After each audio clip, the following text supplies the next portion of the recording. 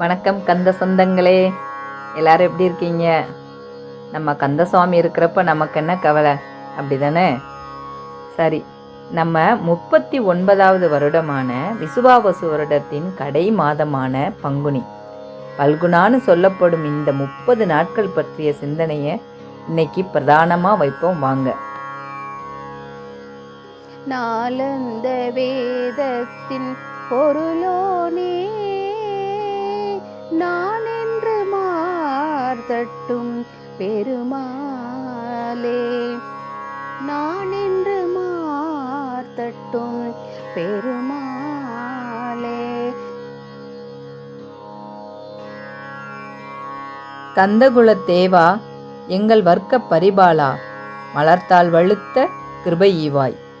இளந்தமிழின் செழுங்கொண்டல் என உலகம் பரவும் எம்பெருமான் அருணகிரிநாதர் திருவடி வாழி வாழியே. வரக்கூடிய மாதம் மங்கள மாதம் பங்குனி மாதம். என்ன மாதங்க? மங்கள மாதம் பங்குனி மாதம். என்னங்க 2 முறை சொல்கிறேன்னு பார்க்குறீங்களா? ரெண்டும் வேற வேற பொருள் தரக்கூடியது. புராணங்களில் கூறப்பட்டிருக்கும் சகல மங்கள காரியங்களும் பங்குனி மாதத்தில் தான் பெரும்பாலும் அரங்கேறி இருக்கின்றன என போற்றுகின்றார்கள் ஆச்சாரியர்கள். தெய்வ திருமணங்கள் அதிகம் நடைபெற்ற மாதம் பங்குனி என்கின்றன புராணங்கள். அதனால மங்கள மாதமாம் பங்குனி மாதம்னு முதல்ல சொன்னோம். இந்த வருடத்தின் கடை நிறைவு மாதமாக இருக்கிறபடியால இது மங்கள மாதம் பங்குனி. அவ்வளவுதானுன்னு அப்படியே விட்டுவிட முடியாதுங்க. இந்த பங்குனி மாதத்தை அரங்கனை விபீஷ்ணர் பெற்றுக்கொண்ட மாதம் இந்த பங்குனி மாதம்தான். அது மட்டுமா, அரங்கன் அமர்ந்து கொண்டு காவிரிக்கும் கொள்ளிடத்திற்குமான இடத்தை திருவரங்கம் என அமைத்து திருத்தலமாக்கியதும் இந்த பங்குனி மாதத்தில்தான் என்கிறது ஸ்தல புராணம். தன் கணவனின் உயிருக்காக யமன் என்று கூட பாராமல் அந்த கூற்றுவனுடனே லோகங்கள் தாண்டி சென்று போராடி பெண் குலத்திற்கு வீரமும் விவேகமும் பக்தியும் அன்பும் தன் குடும்பத்தின் மீது முக்கியமாக கணவர் மீது வைப்பதும் அதை வழி வழியாக பின்பற்றும் சூத்திரங்களும் பெரியோர்கள் நினைவுகூறும் மாதமாகவும் ஸ்ரீ ஆண்டாள் ரெங்கமன்னார் திருக்கல்யாண வைபவம் நிகழ்ந்ததும் இம்மாதத்தில்தான். சொந்தங்களே, வருகின்ற 15/3/2026 பங்குனி என்று சொல்லக்கூடிய விசேஷமான மாத பிறப்பு சூரியனின் மீன ராசி சஞ்சாரத்தினால் நிகழ இருக்கிறது. மீன சங்கராந்தியும் கூட. இது மங்களகரமான குரு பகவானுக்குரிய ராசி என்பதால் திருமணங்கள், வளைகாப்பு உள்ளிட்ட சுப நிகழ்ச்சிகள் நடத்துவதற்கு ஏற்ற மாதமாக பங்குனி மாதம் சொல்லப்படுகிறது. யார் பண்ண வேலைன்னு தெரியலங்க, விஷ்ணுபதி புண்ணிய காலம் மட்டும் ஃபேமஸ் ஆயிருச்சு. பிரம்மாவையும் சிவனையும் மறந்துட்டா எப்படி? 3 புண்ணிய காலம் என 12 மாதங்களை வகுத்திருக்கிறார்கள் நம் சித்தர்களும் ரிஷிகளும். விஷு, விஷ்ணுபதி, ஷடசீதி புண்ணியங்காலங்கள் அப்படின்னு வகுத்து வச்சிருக்காங்க. ஆக பங்குனி 1ஆம் நாள் திருவோண நட்சத்திர விரத நாளில் ஏகாதசி திதியில் சிவசக்தி ரூபமூர்த்தியின் அனுக்கிரகம் நிறைந்த ஷடசீதி புண்ணிய காலத்தில் ஞாயிற்றுக்கிழமை ஆங்கில மாதம் மார்ச் 15ஆம் நாள் வெற்றி அடைய பயன்படுத்தும் மாதமாக கிடைத்திருக்கிறது. ஏன் அப்படின்னா, இந்த ஏகாதசி விரதத்திற்கு பாப மோஷன ஏகாதசி என்று பெயர். பாவம் போச்சு, சித்தியாச்சு, அப்படிதானுங்க. கார்காலத்தில் விளைந்த நெல்மணிகளை கொண்டு அடை செய்து கௌரியாகிய காமாட்சி அம்மனை சாவித்திரி வழிபட்டதால் இது காரடியான் நோன்பு என்று அழைக்கப்படுகிறது. சாவித்திரி என்ற பெண் இவ்வழிபாட்டினை மேற்கொண்டு யமனிடம் இருந்து தன்னுடைய கணவனின் உயிரை மீட்டதால் இவ்விரதம் சாவித்திரி விரதம் என்று அழைக்கப்படுகிறது. இவ்விரத முறையானது மாசி மாதம் கடைசி நாள் தொடங்கப்பட்டு பங்குனி மாதம் முதல் நாள் நிறைவு பெறுகிறது. இவ்வழிபாட்டில் இடம்பெறும் நோன்பு கயிறானது வழிபாடு முடிந்ததும் பெண்களால் அணியப்படுவது குறிப்பிடத்தக்கது. இவ்விரத முறையினை திருமணமான பெண்கள் மேற்கொள்வதால் தங்கள் கணவனின் ஆயுள் நீடிப்பதோடு அவர்களுக்கு ஆரோக்கியமான வாழ்வினை அம்மன் வழங்குவதாகவும் கருதுகின்றனர். பொதுவாக மாதங்கள் 2 வகை, சந்திரமான மாதம் மற்றும் சூரியமான மாதம். சூரியன் ராசியில் சஞ்சரிக்கும் போது மாத பிறப்பு, அது நாம் அனைவரும் அறிந்ததே. சந்திரமான மாதம்னா அமாவாசையின் அடுத்த நாள் பிரதமை முதல் என கொள்வது. அப்படிதான் மார்ச் 19ஆம் தேதி பங்குனி மாதம் 5ஆம் நாள் யுகாதி பண்டிகை வருதுங்க. அது மட்டுமா, மிக ரகசிய வழிபாடாகிய வசந்த நவராத்திரி வழிபாடு துவங்கும் நாளும் இதுவே. இதனைத் தொடர்ந்து மார்ச் மாதம் 23 மற்றும் 24 ஆகிய 2 நாட்கள் நம்ம திருப்புகழ் அடிமை சபை சார்பில் பங்குனி கிருத்திகை நட்சத்திரமும் சஷ்டி பூஜை சிறப்பு பாராயணமும் நடைபெறும். திருப்புகழ் பாராயண தவநெறி திருமுறை வீட்டில் இருந்தபடியே சபை அன்பர்கள் எல்லோரும் பாடி மகிழ்ந்து உலக நன்மைக்காக கூட்டு வழிபாடாக செய்து வருகிறோம். நீங்களும் கண்டிப்பாக கலந்துக்கோங்க. வால்மீகி ராமாயணம் எழுதினார், கம்பரும் மெய்யுருக பாடினார். ஆனால் இவர்கள் யாருமே நம்ம குருநாதர் பாடியது போல கோசலை பாடின தாலாட்டு பாட்டையோ ராமன் போர்ல வெற்றி காண நடைபெற்ற பல சூட்சுமங்களையோ சொல்லல.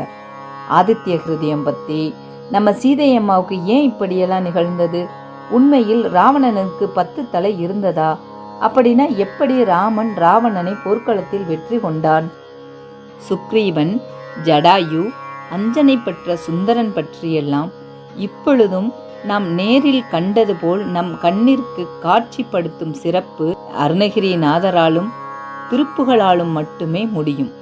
இவற்றையெல்லாம் வரும் பதிவுகளில் விரிவாக பார்ப்போம். அப்பேற்பட்ட ராமனுடைய ஜெயந்தி மார்ச் மாதம் 27ஆம் நாள் பங்குனி 13ஆம் நாள் புனர்வசு நட்சத்திரத்தோடே ராமநவமி சிறப்பாக அமைந்திருக்கிறது.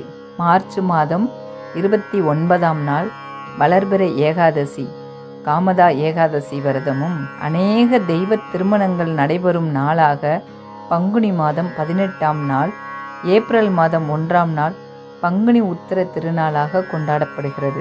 12வது மாதமான பங்குனியும் 12வது நட்சத்திரமான உத்திரமும் இணையும் அதி விசேஷமான நாளாக பங்குனி உத்திரம் பௌர்ணமி திதியோடு கொண்டாடப்படுகிறது. வள்ளியின் அவதாரமும் ஸ்ரீ ஐயப்பனின் அவதாரமும் அர்ஜுனன் தோன்றியதும் பங்குனி உத்திர நன்னாளில்தான்.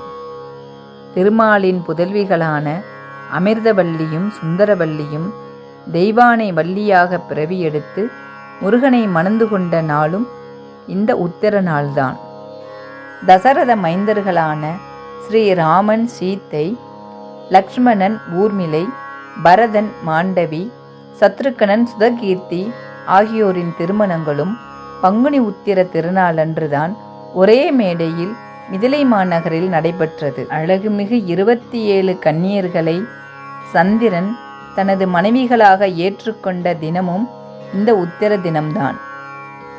பரமேஸ்வரன் பார்வதி, முருகன் தெய்வயானை, ஆண்டாள் ரங்கமன்னார், ஏகாம்பன் ஏழவார் குழலி, தேவேந்திரன் இந்திராணி, நான்முகன் கலைவாணி போன்ற தெய்வங்களின் திருமணங்களும் பெரும்பாலானோர் தங்களின் குலதெய்வ வழிபாட்டினையும் பங்குனி உத்திர திருநாளில் மேற்கொள்கிறார்கள். சிவபெருமான் பார்வதியோடு மணக்கோலத்தில் சுந்தரமூர்த்தி நாயனாருக்கு மதுரையில் காட்சி தந்து அருளியதும், மீனாட்சியை திருமணம் செய்து கொண்டு மீனாட்சி சுந்தரேஸ்வரராக காட்சி தந்ததும், சிவனின் தவத்தை கலைத்ததால் இறைவனின் நெற்றிக்கண்ணால் மன்மதன் எரிக்கப்பட்டு ரதியின் வேண்டுதலால் மீண்டும் மன்மதன் உயிர் பெற்ற நாளும், பர்வதராஜன் தவத்தால் பத்மத்தில் அவதரித்த பார்வதியை சிவபெருமான் கரம் பிடித்த நாளும், லோபமுத்திரை அகத்திய முனிவரை மணந்து கொண்ட நாளும், பூரணா புஷ்கலா இருவரும் சாஸ்தாவை மணந்து கொண்டதும், ரதி மன்மதனை திருமணம் செய்து கொண்டதும் இந்த நாள்தான் என்று கந்தபுராணம் கூறுகிறது.